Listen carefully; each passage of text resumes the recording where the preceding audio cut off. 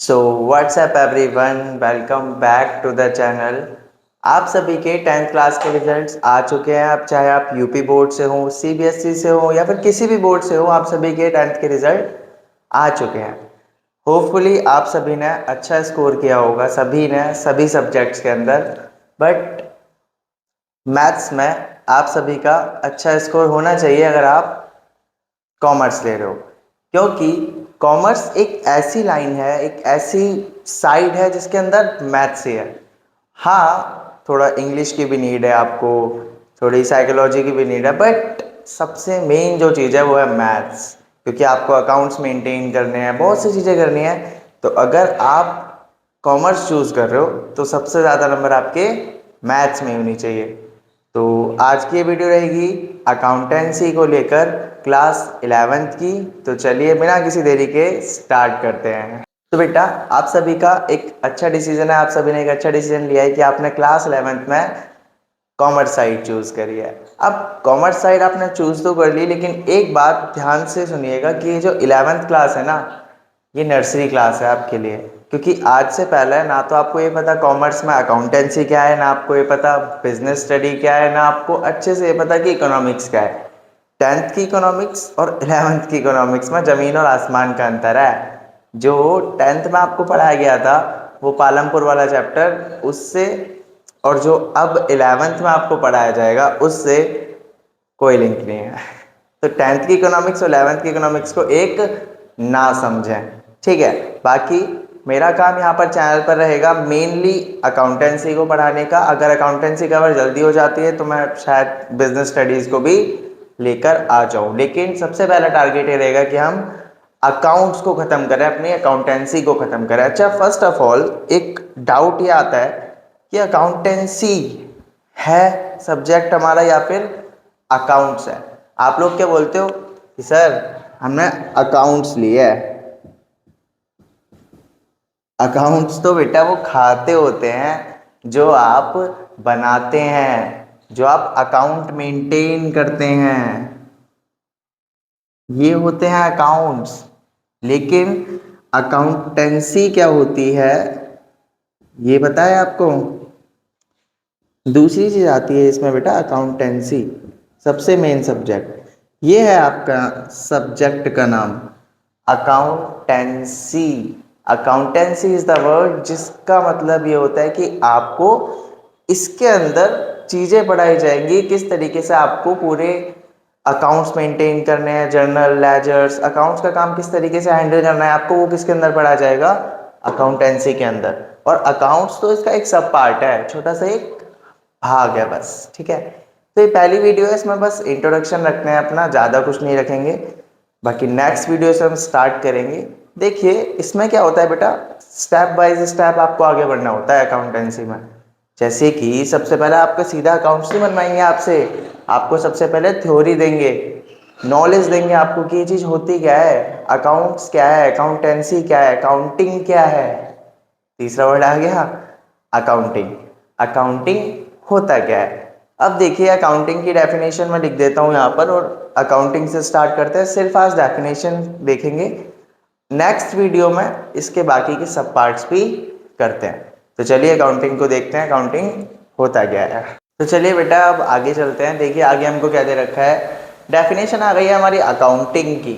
Accounting is the process of recording, classifying, summarising, analysing and reporting of financial transactions, ठीक है। अब देखिए इन सबको डिटेल में समझते हैं। सबसे पहले अकाउंटिंग होता क्या है। अकाउंटिंग की डेफिनेशन क्या है कि ये एक प्रोसेस है भाई, ये कोई चीज़ नहीं है, ये पूरी एक क्या है, प्रक्रिया है, पूरी एक प्रोसेस है। हिंदी मीडियम वाले बच्चे जो हैं वो भी इससे सीख सकते हैं, ठीक है। जो हिंदी मीडियम वाले हैं वो भी इसे सीख लो। ऑफ किस चीज़ की, रिकॉर्डिंग की। भाई आपको रिकॉर्ड करना आना चाहिए चीज़ों, जो भी आपकी चीज़ हो रही है, जो भी आपकी ट्रांजैक्शन हो रही है उसको लिखना। और क्या करना, क्लासीफाई करना, एक जैसी चीज़ों को एक जगह पर लिखना, इसी को कहते हैं क्लासीफाई। समराइजिंग का मतलब क्या होता है कि उसका टोटल करके रख लेना।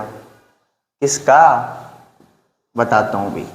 एनालाइजिंग करना, उससे चीज़ें पता करना क्या हो रहा है। उसके बाद रिपोर्ट करना, यानी कि जिसको आपको बताना है उसको बताइए, रिपोर्ट करिए ऑफ फाइनेंशियल ट्रांजैक्शंस। किसका? Financial transaction. सबसे पहले हमें समझते हैं फाइनेंशियल ट्रांजैक्शंस होता क्या है। फाइनेंशियल ट्रांजैक्शंस वो सभी लेन देन होते हैं जो पैसों में होते हैं। जो पैसों में नहीं है वो फाइनेंशियल ट्रांजैक्शन नहीं है। भाई नाम से ही पता लग रहा है ऐसी ट्रांजैक्शन जो फाइनेंस से रिलेटेड हो। फाइनेंस क्या होता है? हमारा पैसा। जिस भी ट्रांजैक्शन में पैसे का लेन देन हो रहा होगा वो होगी हमारी फाइनेंशियल ट्रांजैक्शन। अगर उधार पे भी हो रहा है ना तो वो भी फाइनेंशियल ट्रांजैक्शन में ही गिना जाएगा। ठीक है, अगर आपकी तबीयत खराब है तो इन सब से जो डाटा है फाइनेंशियल ट्रांजैक्शन में ये सब कुछ रिकॉर्ड नहीं करना। अगर आपने कुछ उधार पे किसी को दिया, कैश लिया, कैश दिया, ये सब फाइनेंशियल ट्रांजैक्शंस में रिकॉर्ड होता है। ठीक है, अब देखिए फाइनेंशियल ट्रांजैक्शंस को क्या करना है, आपको रिकॉर्ड करना है। रिकॉर्ड का मतलब जैसे फॉर एग्जांपल एक सिनेरियो क्रिएट करते हैं कि आपकी परचून की दुकान है। ठीक है, आप उसके मालिक हो। पूरे दिन आपके पास सप्लायर भी आते हैं, ग्राहक भी आते हैं, उधार वाले भी आते हैं, कैश वाले भी आते हैं। एज अ दुकान ओनर मेरे को ये पता होना चाहिए कि मैं प्रॉफिट में हो, लॉस में हो। तो इसी वजह से मैं अकाउंटिंग करूँगा, हिसाब किताब रखूँगा।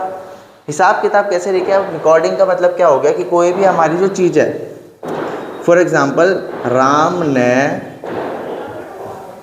500 का सामान लिया, राम ने सामान ले लिया हमसे, तो मैं क्या करूँगा, यहाँ पर लिख दूँगा कि अपने पास रिकॉर्ड कर लूँगा कि राम ने क्या करा, परचेज़ करा कितने रुपए का, 500 रुपये का।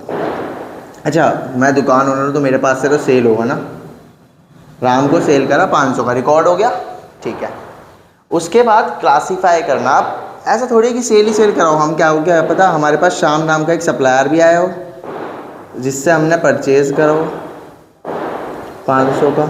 उसके बाद क्या पता कोई मोहन हो, वो उधार पर सेल कर गया हो, ले गया हो हमसे 600 रुपये का।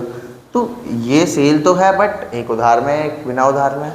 तो इसलिए हमें क्या करना होता है बेटा, क्लासीफाई करना होता है। क्लासीफाई का मतलब हम क्या करेंगे, हेड बनाएंगे जी। यहाँ पर क्या होगा, सेल का हेड बनेगा और सेल वाली जितनी भी चीज़ें यहाँ आ जाएंगी। यहाँ बनेगा जी परचेज़ का, यहाँ आ जाएगी। ये कैश का बनेगा, यहाँ कैश का लेन देन सारा आया गया। हर चीज़ अधिकतर 2 बार ही दिखाई जाती है, क्योंकि देखो जब आप सेल कर रहे हो तो आपके पास से सामान जाएगा, है ना।